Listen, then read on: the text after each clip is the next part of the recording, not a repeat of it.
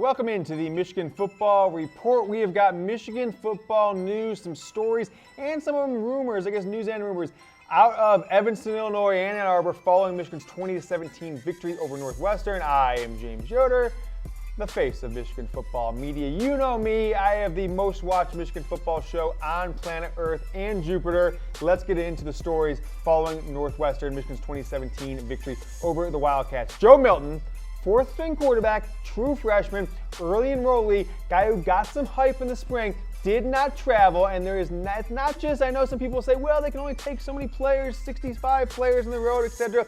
There is more than meets the eye when it comes to Joe Milton. So I want to talk about this tweet he posted last Saturday, late night, after Michigan's victory over Nebraska. Now, of course, Shea Patterson was the starter. Dylan McCaffrey came in. Brandon Peters got the third string snaps against Northwestern. Joe Milton put this tweet out after the game, says, life is hard now, but it will get better soon. Had some emojis out there late night on Saturday. You see 10:51 p.m. Eastern. Now you can speculate, 18-year-old kid, is this about his girlfriend? Is this about a video game he played? It could be, but I did some digging, talked to my source. We'll go back to the Joe Milton card, kind of talk about what else is behind this Milton story and why I think it is not as insignificant as some of the blog boys and water-carrying journalists, the local journalists, made it out to be. Hype is a potential backup in spring practice. I was told by a source very close to a fellow freshman Michigan football player that he left Ann Arbor. I guess you could say left the program, but not like that. Left, maybe even didn't practice. I don't know the exact specifics of his travel schedule, but was pissed is what I was told. Pissed that he didn't get to play against Nebraska, that Brandon Peters got in ahead of him, thinks he was maybe deceived a little bit by the coaching staff of when he would get into games, and through 5 games has not played at all, did not travel to Northwestern, went to back home to Florida, put that tweet out. You could say Joe Milton, I'm not saying he's committed to transferring, I'm not saying anything like that. I just say keep an eye out for this one. I was told he was pissed he didn't play after the Nebraska game, put out that tweet, then left Ann Arbor, went all the way home to Florida where he's from. We know his mom is a big supporter of Michigan. He's been on campus for 9-ish months since he enrolled early in January. Joe Milton doesn't travel, put the tweet out, went home to Florida. No one's reported this yet, and was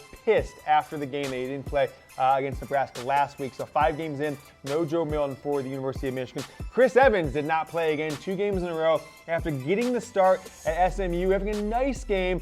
Chris Evans has really had an up and down season. Disappeared versus Northwestern, really not happening. Had 2 nice games versus Western, and then SMU, decent games. And then the last 2 he hasn't played, injured his hamstring. Some people said, oh, he had cramps versus SMU. Not the case.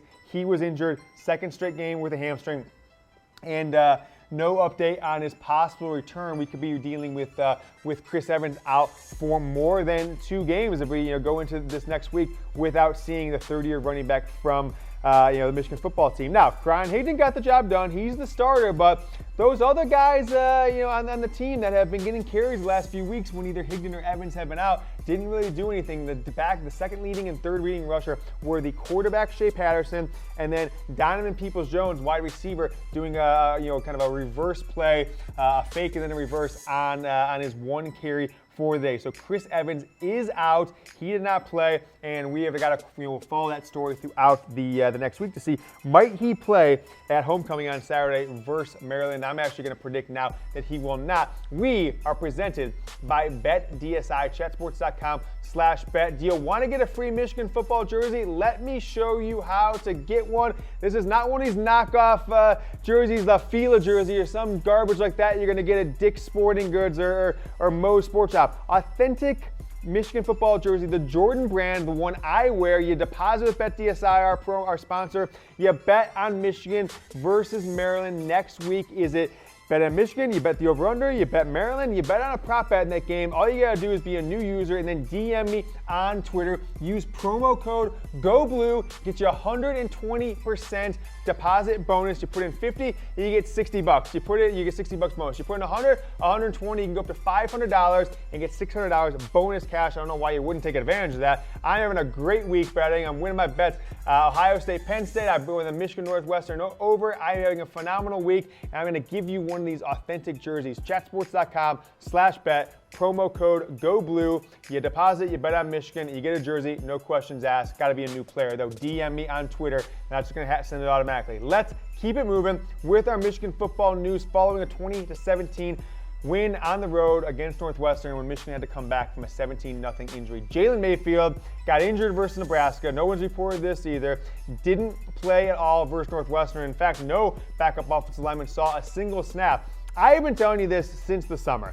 I think Mayfield is the best offensive tackle on this team, certainly the most potential, will be the guy long-term that has the best career and gets the most accolades of any tackle on the Michigan football roster. But as of now, he is looking less and less likely he will get a starting role. We're 5 games into his freshman year. He's in multiple games where he hasn't seen the field at all. And Little John Runyon and Bushel Beatty are playing okay. Shout out Ed Warner. I'm not sure if those guys could have done it with another offensive line coach like the 2 they had last year that were just absolutely brutal as far as coaching guys up. Jalen Mayfield was out, did not play versus Nebraska, and is looking less and less likely did not play versus Northwestern, got hurt versus Nebraska, looking less and less likely he will get that starting job as a true freshman like I predicted months ago. Let's keep it moving. 3 more news items coming out of the Michigan versus Northwestern game. Rashan Gary leaves the game with an injury. And when he got injured, this is kind of the thing that people don't really talk about is I'm just thinking Rashan Gary is a little overrated. And why? He gets hurt. He leaves the game. Kwity Paye and Josh Uche come in and take his snaps when he goes in the locker room. They each had 2 sacks. When's the last time Rashan Gary had 2 sacks in a game, 3 tackles, 1 solo tackle, 0 sacks, 0 interceptions? I think he had a pass, he had a quarterback hurry. I'm going to kind of look through his stats here while we're filming this. Rashan Gary didn't even really have any quarterback hurries. Kind of a disappointing game for him. He gets hurt, and his backups come in, and both have a sack when they're kind of filling in for him. 1 tackle, 2 assisted tackles, 3 solo tackles versus Northwestern. And I want to know from you guys, is he overrated?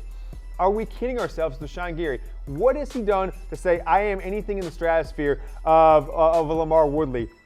I am anything in the stratosphere of a Brandon Graham, guys who were All-American and you know, players at Michigan went on to have nice NFL careers. What has Rashan Gary done that says he's even the best defensive end on Michigan's team with Chase Winovich on there? Yet, Y for yes, N for no. Chat Sports YouTube and the Michigan Wolverines by Chat Sports Facebook Live page. 2 more items to go following Michigan's 20-17 victory over Northwestern. Tarik Black, Michigan's starting wide receiver, number 1 wide receiver going into game 1 2 years in a row, hurt 2 years in a row, I guess the last week of camp this year, broken foot.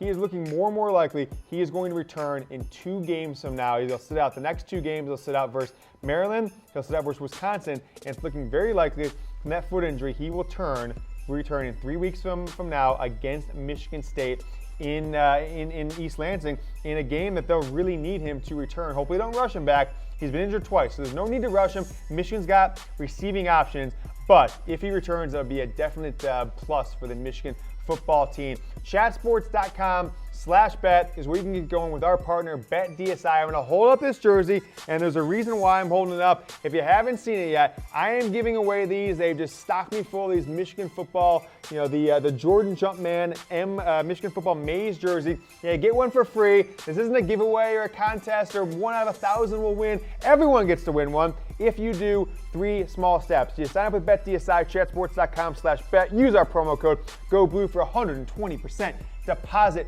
bonus. Deposit with them.